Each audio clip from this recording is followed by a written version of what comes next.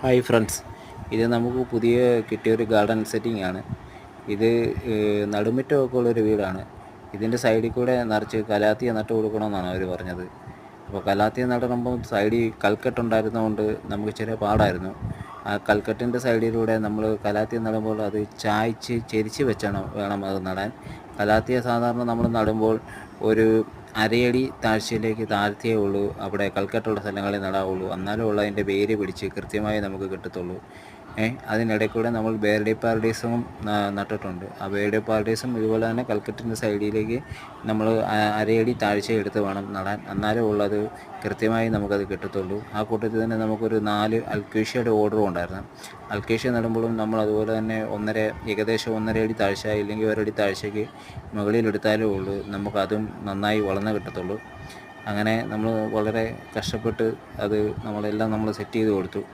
അവരുടെ വീടിനകത്ത് നടുമുറ്റത്തിനകത്തും നമുക്ക് വർക്ക് ചെയ്യണമെന്ന് പറഞ്ഞ്. അപ്പോൾ നമ്മൾ അതിനകത്ത് നമുക്ക് മറ്റേ ക്രീപ്പർ ചെടികളാണ് നമ്മൾ നട്ടു കൊടുത്തിരിക്കുന്നത്.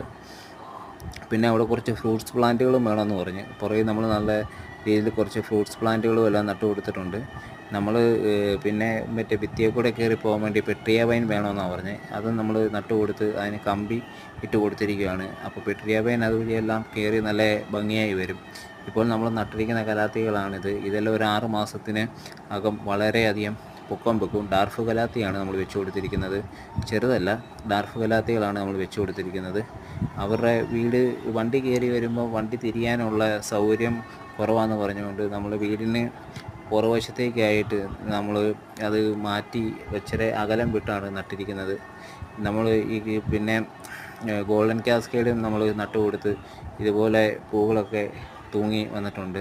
ഇത് പിന്നെ തുമ്പോർജിയാണ് നമ്മൾ വെച്ചിരിക്കുന്നത്. ഈ കാർ പോർച്ചിന് ചുറ്റും നമുക്ക് ഗോൾഡൻ കാസ്കേഡ് വെക്കണമെന്നാണ് പറഞ്ഞത്. ഞാൻ പറഞ്ഞത് വേണ്ട, ഗോൾഡൻ കാസ്കേഡ് വെച്ച് കഴിഞ്ഞാൽ അത് നമുക്കതോടെ ഭംഗിയായി മറിഞ്ഞു കിട്ടത്തില്ല. അതുകൊണ്ട് നമുക്ക് ക്യാസ്ക്ലോ വെക്കാമെന്ന് പറഞ്ഞു. അപ്പോൾ ഇതിനെ മതിലിന് പകരം 4 സൈഡും കെട്ടിയെടുക്കുന്നതിന് പകരം ക്യാസ്ക്ലോ നമ്മൾ 4 സൈഡുമായിട്ട് നമ്മൾ ചെയ്യുകയാണ്. പിന്നെ ബൊഗൈൻവില്ലയാണ് നട്ടിരിക്കുന്നത്.